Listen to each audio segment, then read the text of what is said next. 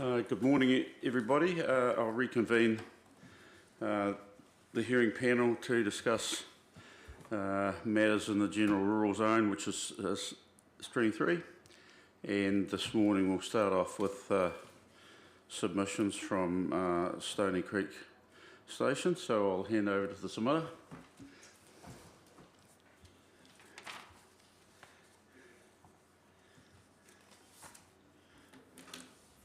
Hold it, if you hold it down.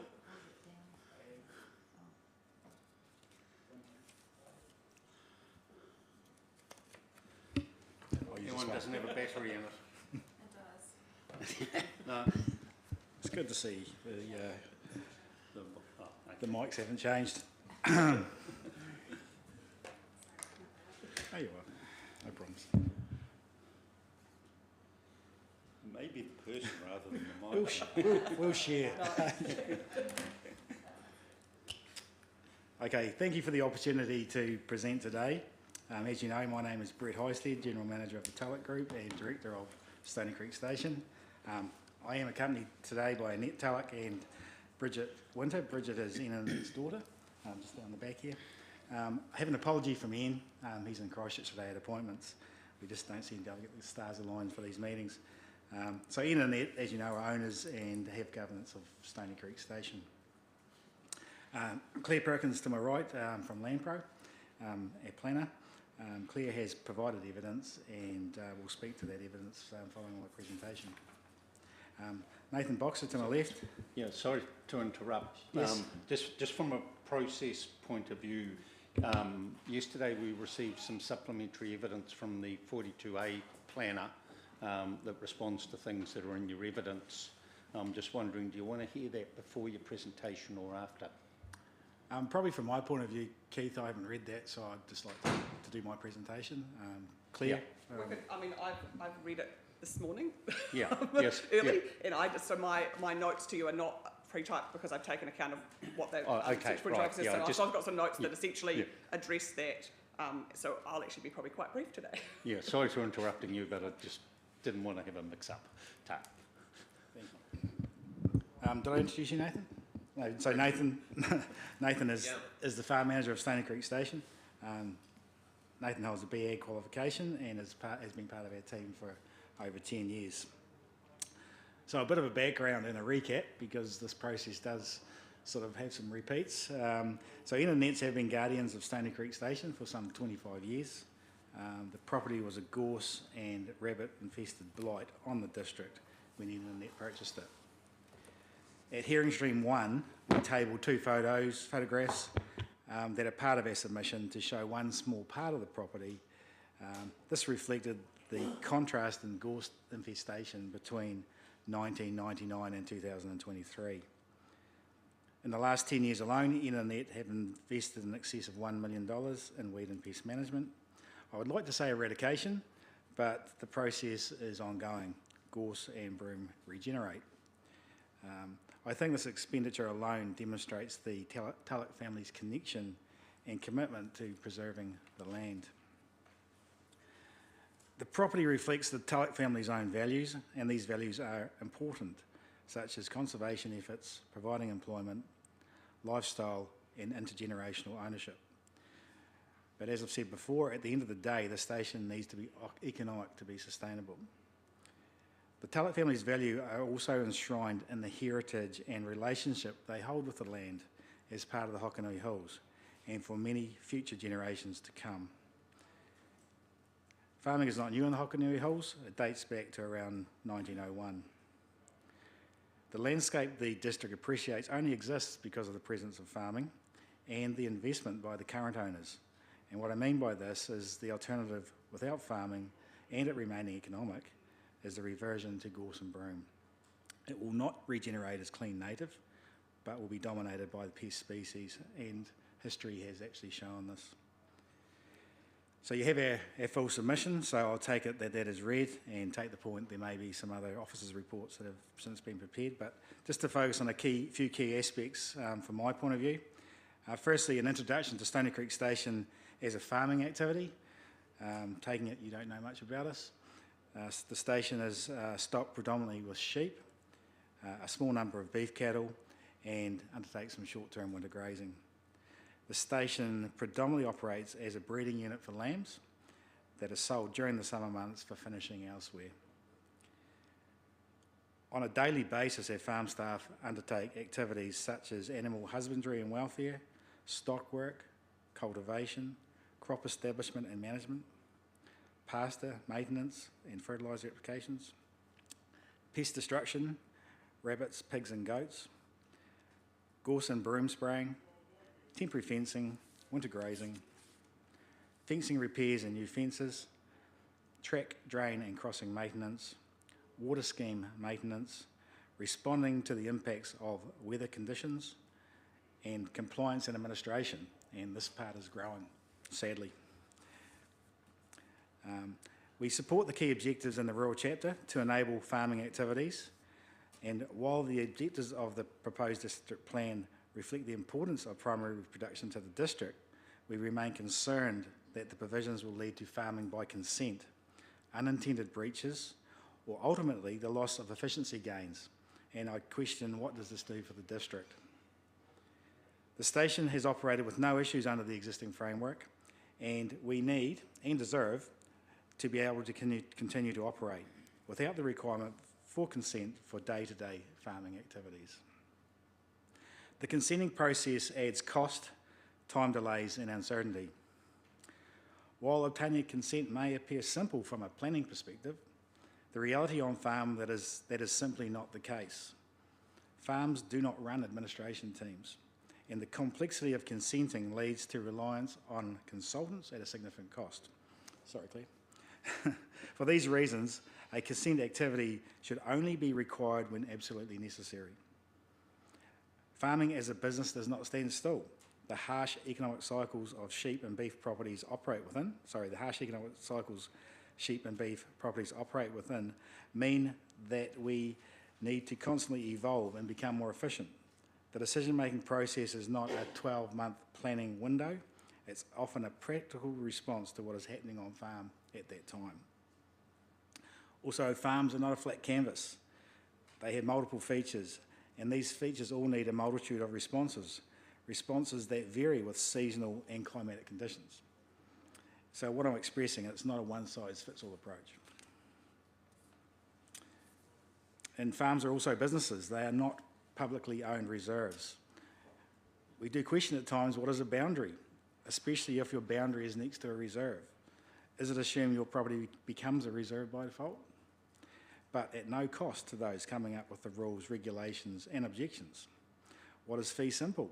My understanding, it's the unrestricted right of use. I do not make these comments as blasé, but to express the concern of responsible and reputable farming operators who are facing significant rule changes. We support the recommendations of the Section 42A report on page 97, paragraph 392, to defer consideration of the Hokonui Hills Special Precinct concept to the NFL and Eco Hearing Stream 9, and also which may result in some consequential amendments to the General Rules chapter. In terms of farm infrastructure, we do continue to believe the definition requested in our submission is appropriate. The boundary setback rules for structures necessary for primary production are not practical and in reality are commonplace throughout the South Island.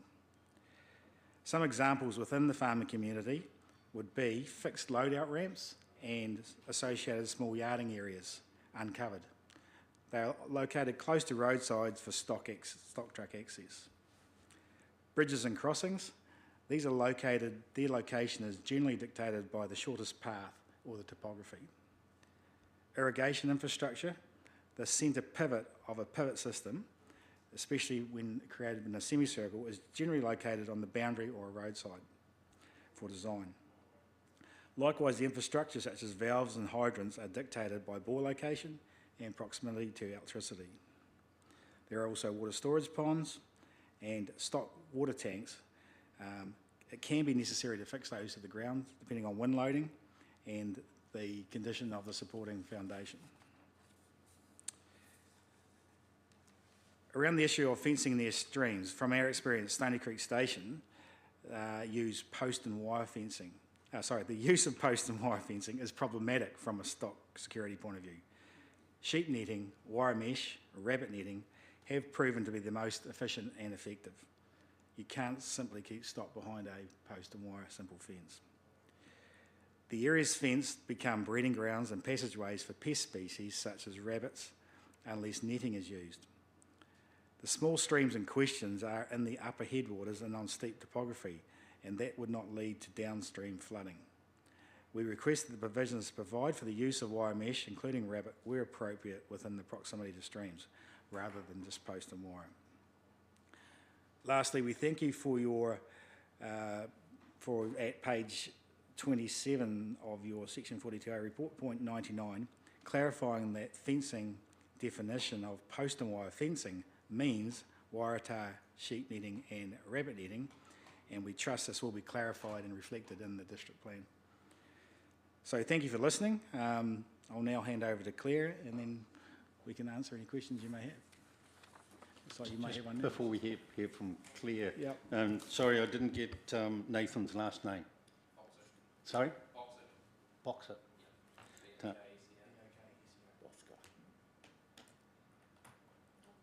And Claire's evidence, there's a photograph of the farm map and a whole lot of white lines.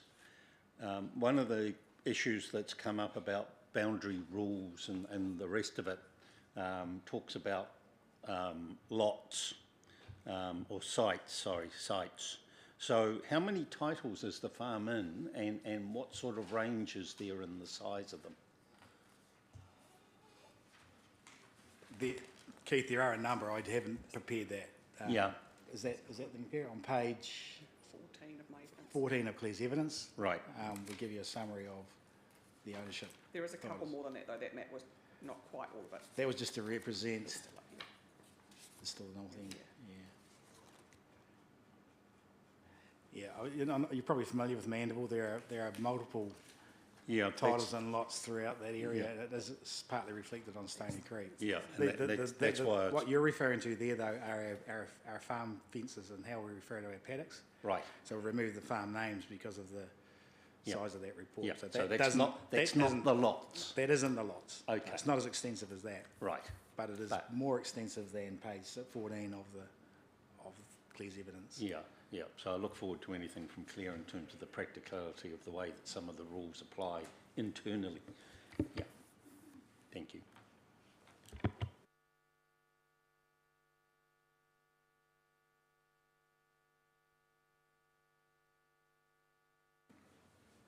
Just before we move off, so you were reading off some notes. Will you be making those available for us as a reference? I think it would be good, yeah. Kia ora. Okay, good morning, everyone. My evidence itself wasn't too extensive, but I have gone, and in light of the supplementary from 42A, I had a conversation with Ms. Skews last week, so didn't plan to write a summary that was then going to be kind of redundant until I'd heard from that. So I can probably just go through and address, because I've read through Ms. Skews' supplementary this morning, so I have made some notes essentially just to take you through. They're not written out for you, but they should just be general kind of conversation points. So obviously just highlighting that I have pretty much broad agreement with the majority of the objectives and policies provisions that have been identified. They do, as Brett pointed out, support farming and primary production in this area, which is important.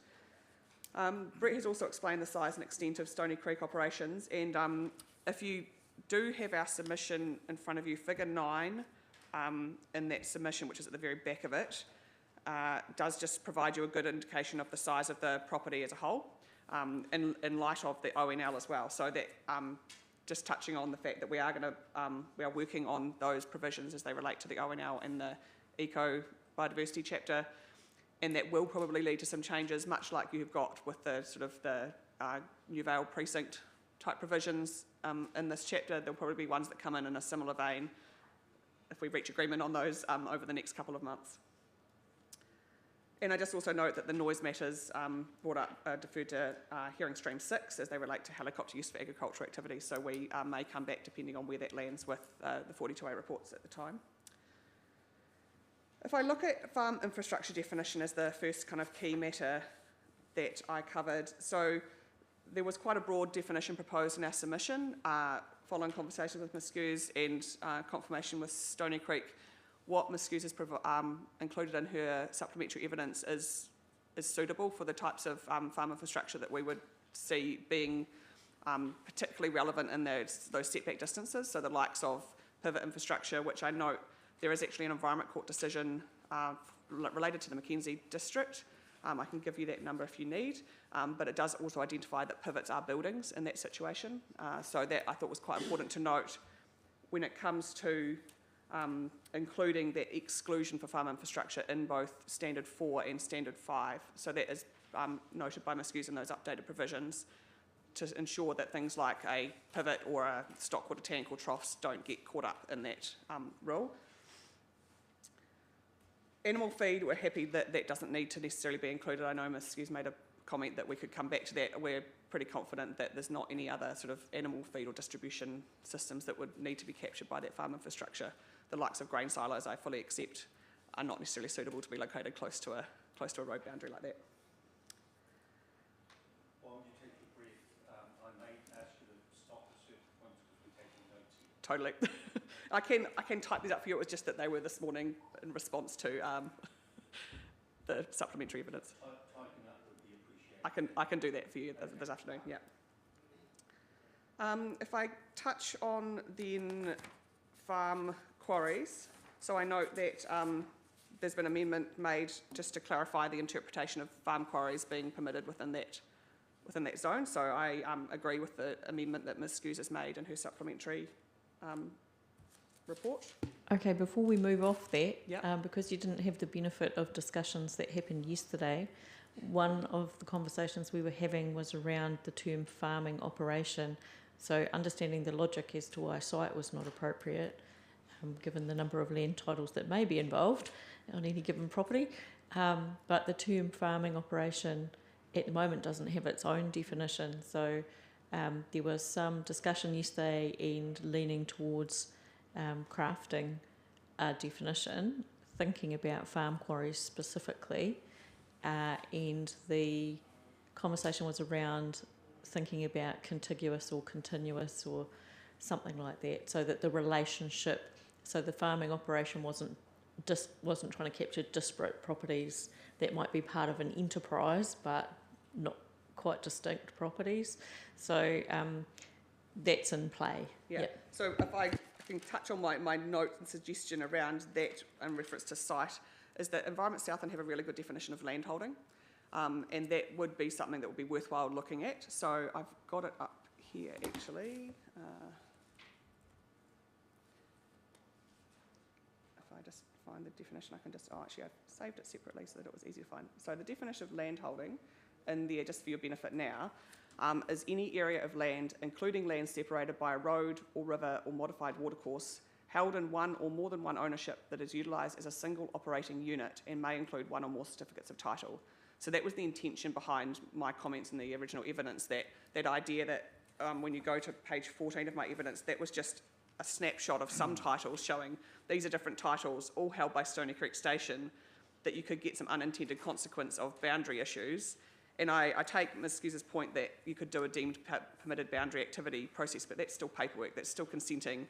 You know, if we're looking at a definition that has been accepted through multiple Environment Court hearings, I guess through the Environment Southland plan relevant to this area, that would be something that I would suggest could be beneficial. They do also have mention in relation to land with residential, commercial, industrial type things as well, so it could be relevant as a whole to the district, and that would be something I would suggest could come into that definition and amendment. Very helpful, thank you. No worries. In terms of the amendments to alterations to a building, I think it was landed at a good place from my opinion, where Ms Hughes landed in terms of amendments or alterations to existing buildings or structures that may be already within those setback distances. If you're not exacerbating that non-compliance and going, say, closer to a boundary, that would be a good way to avoid consents for, you know, replacing roofs and changing the structure slightly. That sort of situation could otherwise be captured unintentionally, I guess, from the rules. I think I probably just touched on before in terms of the setbacks with the farm infrastructure definition, so that's in both Standard 4 and Standard 5. I agree that sort of exclusions for farm infrastructure there is appropriate. When it comes to fencing, or the S7, the Standard 7, which relates to activities within proximity of rivers and streams.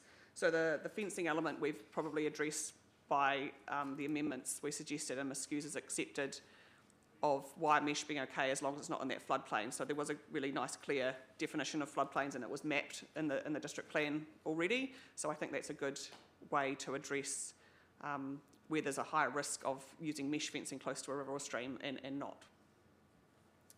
The other point that was made there is through our conversations, realising that actually bridges and structures and crossings across small waterways are probably unintendedly captured by that standard now. So that standard requires anything to be set back from at least 5 metres from those smaller lower order streams. So those lower order streams are the ones that are pretty much across Stony Creek Station's property, so the ones that probably most relevant for me to look at in terms of my evidence.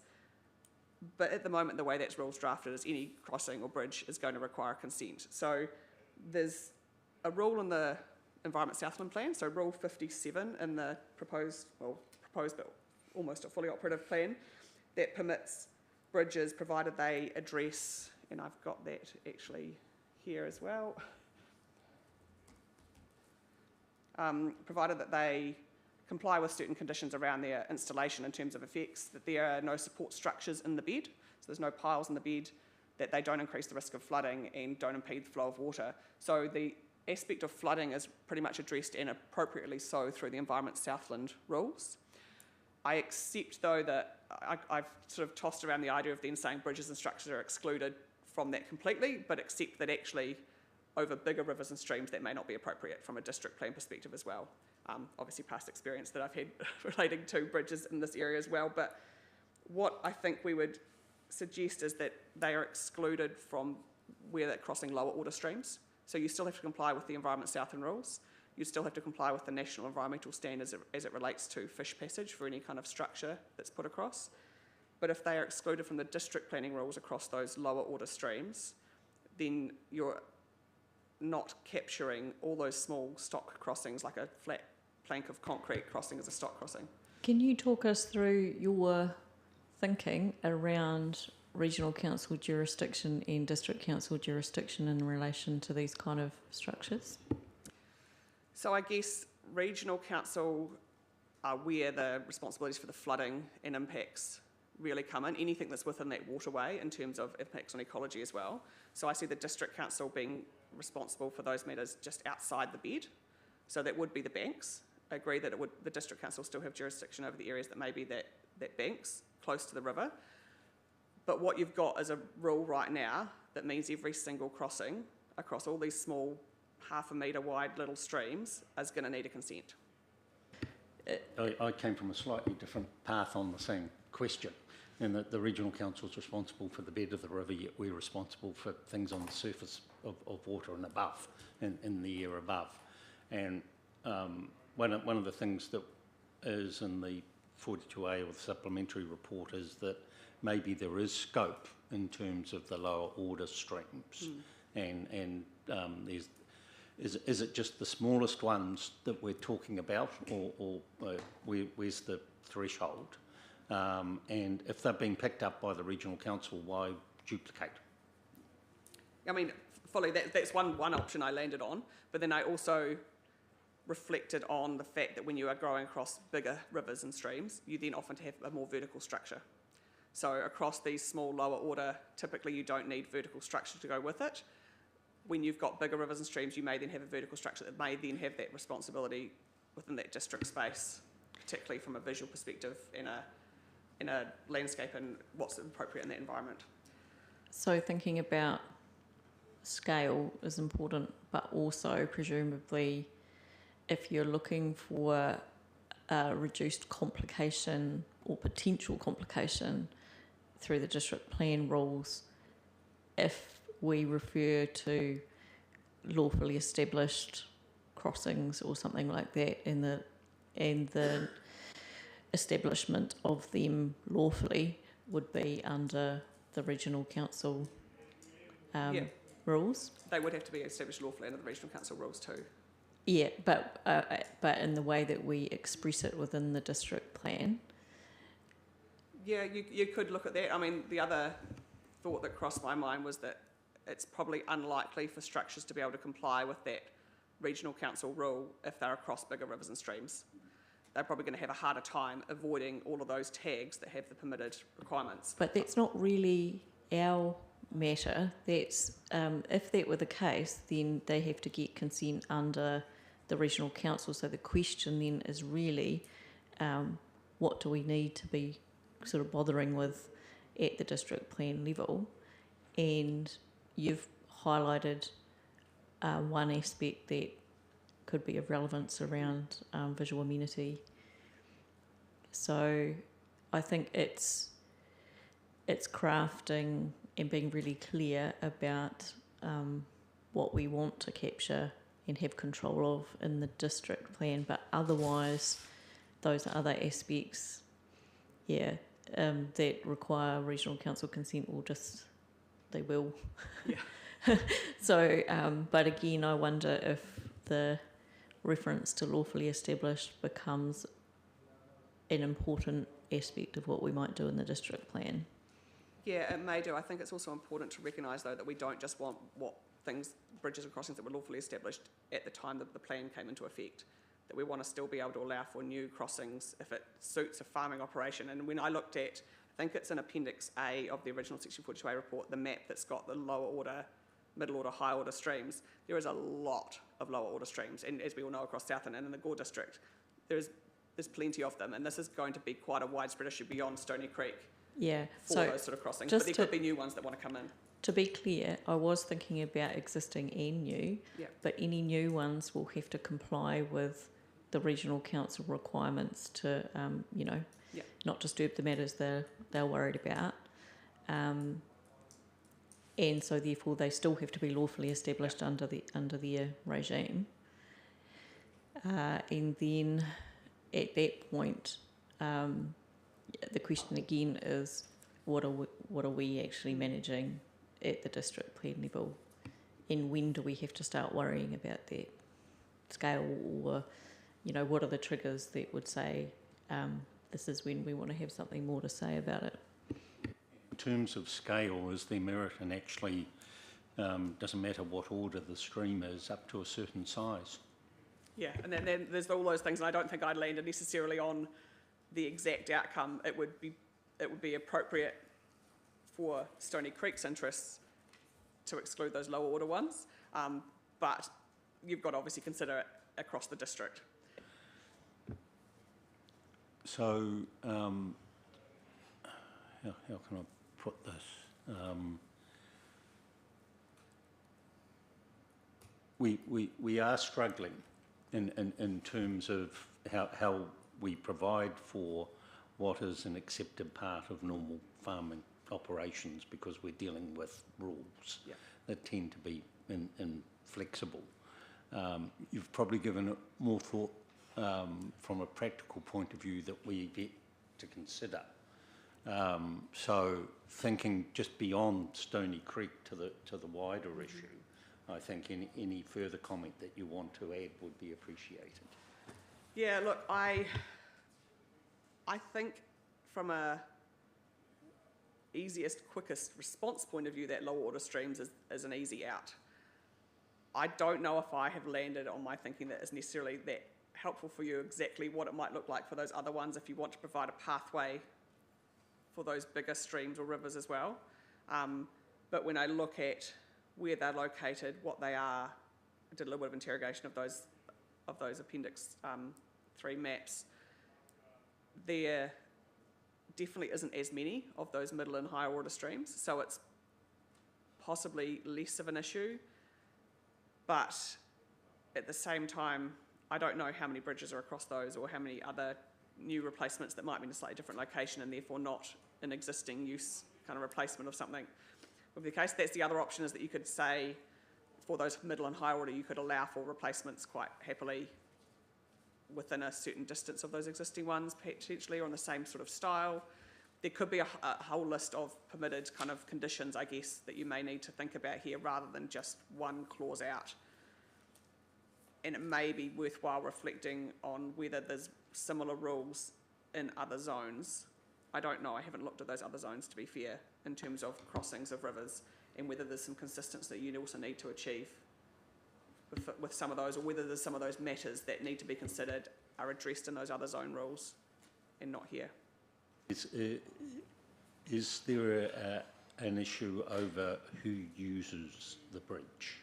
Is there a differentiation required between bridges that are part of the farm activity and bridges that are actually available for public use? I'd say that is probably a relevant consideration when you also just think about the style of bridges and the size of them that you're dealing with within a farm hole or land holding, or outside, or it's public or road bridge. At the same time, there may be lots of smaller road crossings of these lower order streams that also, it becomes a bit of a consenting headache, I guess, that's not needed if they're just simple crossings. But I can't think off the top of my head the exact design of a lot of those roading ones that cross those lower order streams. So, excuse me, those lower order streams, do you actually have bridges or crossings on them now, or you just take, I know that people mainly just take this stock across, they don't bridge them all because they're not deep streams, they're quite shallow. So, Do you want to answer that, Brett? Nathan, answer that. Yeah, Stony Creek's probably got 95% of bridges and crossings. There's actually, there's probably only 2 fords that actually go through the creek still on Stony Creek. So, yeah, existing culverts and bridges. Yeah, on the smaller streams. But And do they are they consented ones, or do they fall within the permitted thresholds under the regional? Do you know? They're existing within the thresholds. Yeah. But I think you were concerned about the opportunity to have additional crossings at a future date as your farming operation evolves, doesn't you? And that's why you're suggesting the exclusion of lower order streams from or structures in the bed. Lower order streams, you make that differentiation. Not as the structure in the bed, it could be considered. Yeah, it's more that Permitted there's a activity. setback outside the bed, so I guess it's not even necessarily structures in the bed, it's the fact that the rules currently require a 5 metre setback outside the bed for any structure. So that, a bridge is a structure, so we can't avoid that. So other than a lawfully established crossing of a lower order stream, some phrase like that is. Yeah, that would be, I think, probably one of the easiest ways to deal with it, without having to think about those other effects more broadly. Yeah, because I guess the effects that we're talking about are, and might even be described as marginal. They genuinely are the margins of the crossing itself, outside the bank and the extension of that, which is kind of a byproduct of the primary job, which is getting over the water body. So that's the extent of what we're talking about here, is what do those edges of the crossing look like? How are they constructed? Yeah, so it does seem to be the point at which District Council might want to be involved does seem to be perhaps at a larger scale, but even when you go to the larger scale, there'll be some other triggers to be thinking about as well. Yeah, the main one that you've highlighted is visual amenity. I'm trying to think of what else that you would, and design I don't think there's probably much feature. else, because most of it's linked to the waterway effects, which are covered by the regional council, so it is mostly the other thing. I think just to come back to your point about, traditionally there's been lots of crossings across rivers, just, stock crossing, obviously provision, are moving away from that. The licence to farm, is moving away from having stock going through waterways. We've got more riparian planting, which needs to be fenced from stock, which means you don't just have the ability for stock to cross in and out.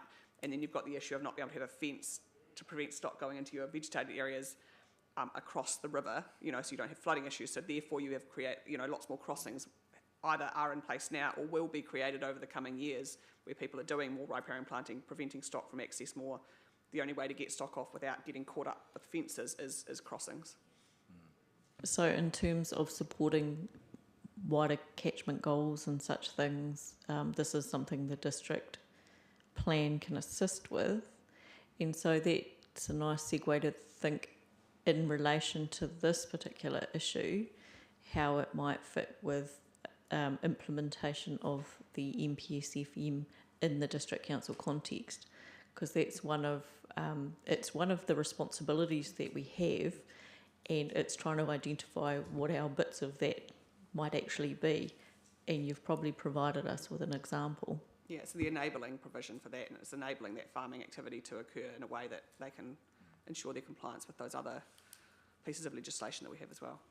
And I know in Stony Creek they have the situation where there is more planting happening and more riparian planting happening, currently, and so that's more fencing going in, and that's be part of the conversation around that wire mesh being needed to be within closer proximity sometimes depending on the distance of that planting.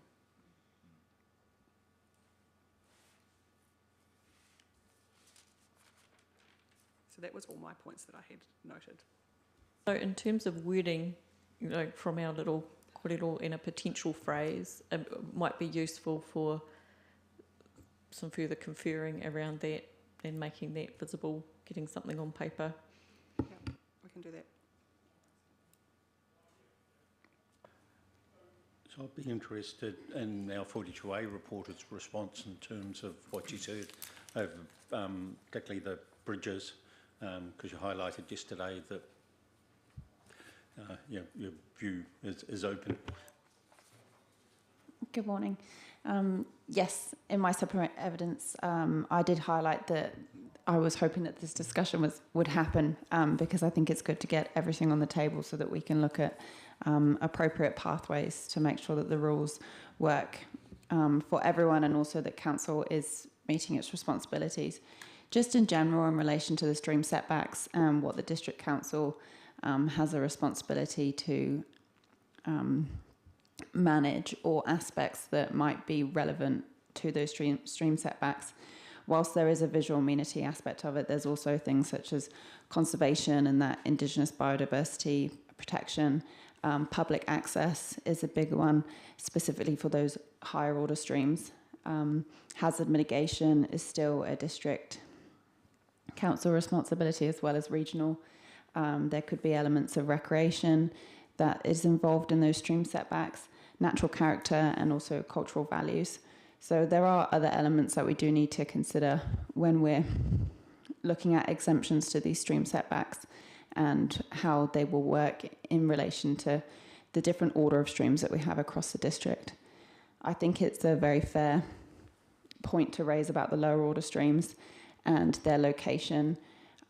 These elements that I've listed, obviously they're relevant to the width of the stream, and obviously generally as the width of the stream has increased, these values are more important and need consideration. And therefore I do think that we could look at the potential for exemptions in relation to the lower order streams for those crossings. I would be open for further conferencing with Ms. Perkins on this matter, if that's helpful for the panel. I think it would be helpful, and my suggestion is that we won't actually close the hearing because we're deliberating tomorrow. So I'm wondering if there's the opportunity by the end of tomorrow to actually come back with something. Is it a 5-10 minute conversation, or does it actually require more? We can probably organise to have a catch up tomorrow, and then if we do need more time, we can let the panel know. It avoids the need of issuing a minute and setting timetables and everything else. So I just want to pick up your list of the jurisdictional matters, because I think that was helpful for you to draw that out. So in terms of the vegetation and thinking about the part that we're controlling is the toe of the crossings outside of the bank. So in terms of Indigenous vegetation clearance, it's the extent to which clearance enables the toe. And would we then be looking more to the eco rules around around Indigenous biodiversity to guide us on that aspect? I believe so, yes. I think in terms of the Indigenous vegetation management, it would sit within that eco chapter. And then thinking about the relationship with hazard mitigation, I think you've done a lovely job of guiding us around the fencing relationship with hazard mitigation. In terms of a bridge or river crossing and hazard mitigation, do you think that the crossing span itself, its relationship with river flow, would be the key matter there, and that's the matter that would be picked up through the regional council consenting process more than the toe that's controlled by the district? Yes, I think I will look at that Environment Southland rule again and just refresh my memory on it. The hazard mitigation, whilst when we have crossings and especially bridges, as Ms Perkins says, obviously the vertical height of bridges can then have a negative effect in terms of that hazard mitigation. The fencing, which we've discussed previously, can increase hazards and risk in terms of debris being caught up in everything. And I think that bridge structure is part of that, whether or not it causes debris build-up, which then expands the hazard. It's probably a little bit of blurring the lines in terms of who's responsible for that, the area above the stream, and whether it's regional and we're just looking at the banks either side. That's something that I can probably look into further in response. I would suggest it's probably a core matter that the regional council consider in crossing in terms of the design. flow. Yeah. So I definitely see the visual amenity aspect and the public access and recreation element. So when thinking about that public access and recreation, again, if we're controlling those toes, it's, what is it that we're trying to influence there? Because I would think that the crossing itself, where it's in a public space, is quite likely part of facilitating public access and recreation moving from one side of the water body to another. And in terms of Ngāi Tahu values, I would think those elements of visual amenity I would expect are probably relevant, but the Indigenous biodiversity elements as well, but if they're being picked up in eco and the water body matters are being picked up by regional council, I'm just trying to filter through and work out what it is that we're wanting to maintain control over and why. So that's my initial to and fro with you, and something to think further about. Just to get back to within the context of the submitted, typically your crossings aren't going to be the stock crossings on minor streams. Are they going into, Indigenous planting species covers or already developed farming areas? I'll let Nathan respond to that one. Across the entire. Yeah, you pretty much summed it up there. It's all developed country anyway, so they're just minor stock crossings. In terms of the planting that you do, where do you source your plants from? Because there's a definition in the plan that's not subject to submission but might need to be looked at later that refers to native plantings that are locally sourced. Yes. And that's why I'm interested whether you guys get your plants from. Yes. Yeah. No, locally sourced plant, there was a program through Environment Southland that number of packages of locally sourced plants. So that's what we've been using to date. Yeah. Do you have any areas of forestry or intention to have any areas of forestry on the land? Lots, etc.? No, we don't have any. There's some existing gullies, but there's no new woodlots planned on the property of exotic species. Yes, just a question. I would imagine that all those lower order streams or rivers wouldn't have public access anyway. No, Stony Creek's a private property, so public access isn't a consideration. Probably for the higher order streams, maybe if there was any there, but not for the lower order streams. So we shouldn't be concerning ourselves with public access on those lower order streams. From a planning perspective, I couldn't tell you across the district. I'm assuming there probably still is other lower order streams that do have public access, but for Stony Creek, no, there's nowhere that does that's in that category. No, I might be able to provide a bit of context because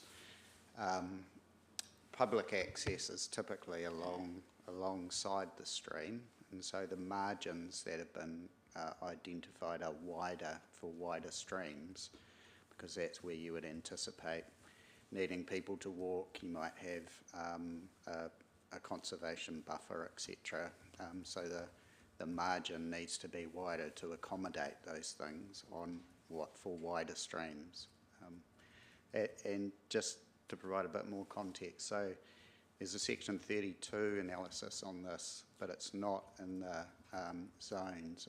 It's called rivers and their margins, so it's a separate Section 32. So the statutory requirements are all laid out there for the panel's benefit. I think you've made the point, and I'll ask you to confirm at your opening statement that Stony Creek's not a reserve, but an operational farming property and private ownership. Absolutely. How many houses have you got on it?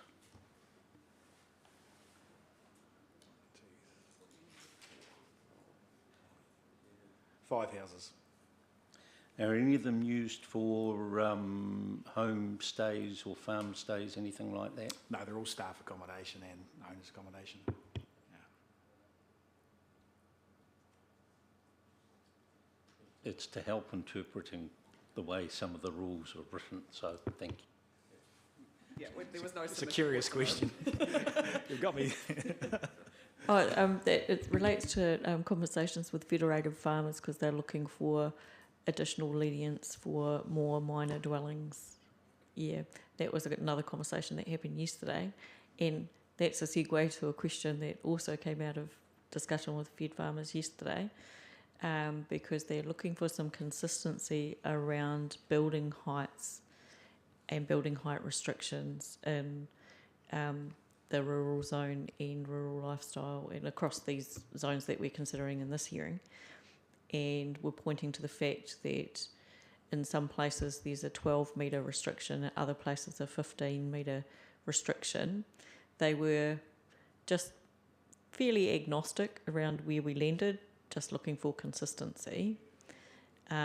Would you have any, can you help us understand the height of buildings on your operation, where they would fall? Are they under the 12? Do they go over the 12? Any thoughts?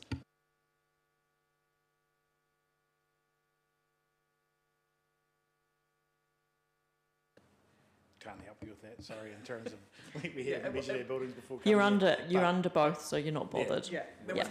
was no submission point that Stony Creek was interested in making around heights because it wasn't triggering that as an issue to this. Yeah, this point. understood. It's just helpful to talk to a property, given that these issues are coming up more broadly. So, yeah. I was just wondering how high would your, like, I know the tractors are getting bigger and bigger. What height would they be for some of your equipment that you need to shed? Would you like us to come back to you on that? Because otherwise we're guessing and that's probably not fair. Yeah. That some of them might meet that over 12 metres. Don't know. I think we measured the super then, didn't we? It was well over 12, I think. Yeah. If it's helpful, we can come back to you. It could be helpful for setting the height. Just getting back to fencing, and you've made mention of use of netting or sheep netting. Stony Creek is boundaries on some dockland, does it not? And some reserve land. You've got fencing boundaries with other reserve land. Croydonbush. Yeah. Does that present any pest issues? Animals coming from there onto Stony Creek property? Yeah, it's quite significant pest issues coming out of the native reserve. Yeah. And I guess condition of that fence is something we're probably going to be talking about in the future as well. Yeah. So the exclusion of netting fences or rabbit fences in that context is not beneficial. Well, it's interesting that there's a national drive to get rid of all pests. So that's inconsistent with the... Nathan, do you want to talk about that current fence? What's it constructed of? Yeah, the current boundary fence between us and the Croydonbush is just posts and wires, just single wires. And yeah, it's just parted everywhere with pigs and whatnot and goats coming through it. So yeah, it's just an ongoing battle, keeping them in there. And if I just note that the fencing as it relates to like the indigenous vegetation aspect and be able to replace those or upgrade those is something that's being addressed through those provisions that we're still looking at with the council and the planners. With regards to vegetation clearances alongside for fence replacements is probably one of the key ones there as well. So we will come back to you with a bit more whether it relates to native bush and vegetation in terms of fencing. I just take the point that you made earlier that you wanted just post and wire was not going to be suitable for your purpose and challenges that you faced on that property. Yeah, that's correct. And we were heartened by the report pointing out that it included Waratahs, sheep netting and rabbit netting, but think that should be clarified for the future. At this stage, it's just a 42A report commentary as opposed to a recommended change, as I understand it. But am I right on that? Yeah, so the recommended amendments through the 42A following submissions was to take out the exclusion of post and wire so that they're now included. So now the definition as proposed reads, means any structure intended to be a permanent division, screen or barrier. Previously it said, but shall not include post and wire. Now that's been deleted, but obviously the point of making here is that you don't have to accept everything the 42A officer is presenting to you. So we just want to make sure that you do accept that, I guess, in the sense that post and wire and mesh and Waratahs and things all need to be able to be part of what is a fence. Do you, as part of that, are you asking for us to and includes? No, I think the amended definition is sufficient, that it doesn't make any exclusions. It's a structure that's intended to divide or provide a barrier would then encompass any type of fence, and I think that's what would provide the most flexibility to Stony Creek and other rural properties in terms of being able to do what's right for the location, whether that be a deer fence size because they've got pests they're trying to keep out from a native bush, or whether that be mesh because you're trying to keep rabbits out from your native plants. So you've got that flexibility. Do you have any fences that are actually made out of other materials like stone or whatever? No. Okay. No, but we do have those wooden structures that in gateways. Yeah, we have the odd post and rail just into entries of properties and houses and that. But yeah, very minimal. Following up on our teasing out of what the issues might be that we have to think about, one that was missing from that list that popped out at me glaringly just now was natural character. So just thoughts on relationship with natural character from yourself, and perhaps when you're doing your thinking as well. So in terms of the crossings, yeah, and I think that's where there's less of an issue if you're dealing with those smaller streams, because you're not looking at a structure that's going to need to be the size, or maybe there's a limit on the extent beyond the banks that you can go. You know, you could put a clause that says it can't go beyond this, because that therefore limits its structure and scale, and it's going to have less of an impact on natural character, whereas a bigger river is going to have a bigger bridge, it's going to go back further, that could have more of an impact potentially, just depending on where it is located.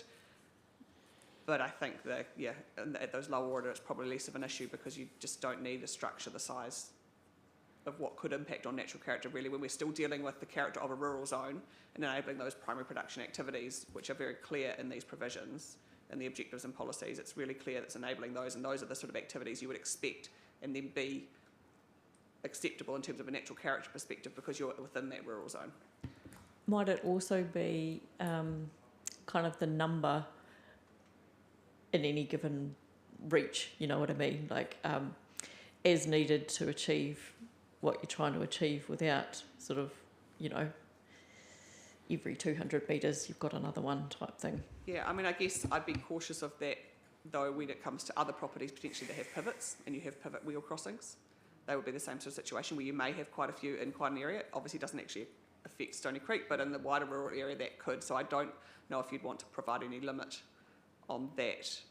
Whenever it comes to the smaller ones, maybe if you do want to provide a pathway for those larger ones to have a permitted pathway, then that could be something maybe more appropriate to those larger order streams from a natural character perspective. But I don't think that that's outside of the character you'd anticipate from a rural property, those sort of minor crossings. Particularly when it comes to that, like public access for those smaller ones, you know, there isn't the walking access, public access alongside these smaller streams. Yeah, this has just been helpful to tease out what it is that we might need to be thinking about. Useful observations, thank you.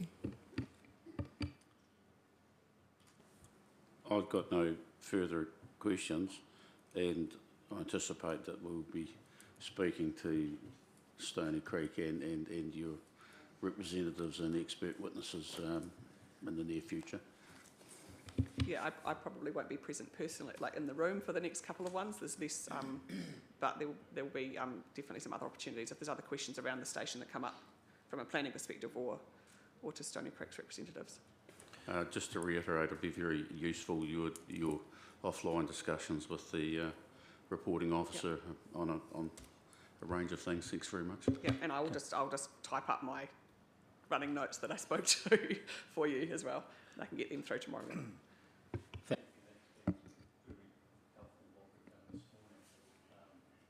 Sorry, I turn it back on. Very helpful what been through this morning. I'm just wondering from our 42A reporter whether there were any other issues that we've missed out on this morning.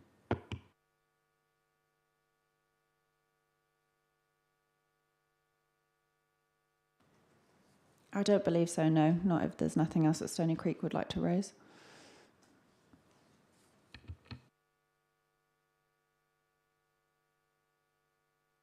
Well, that being the case, we'll thank you for your input, and we'll consider and address those issues that are discussed today, and look forward to some further input at a future date. Yeah. Thank you. Thank you, Mr. Chairman. I appreciate you taking the time to listen to us and also ask questions. And yeah, we certainly will be seeing more of the panel. So. I'm wondering,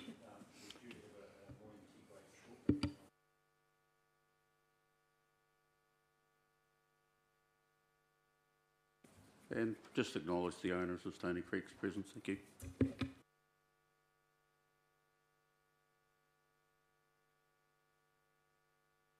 Yeah, I'll adjourn for 15 minutes.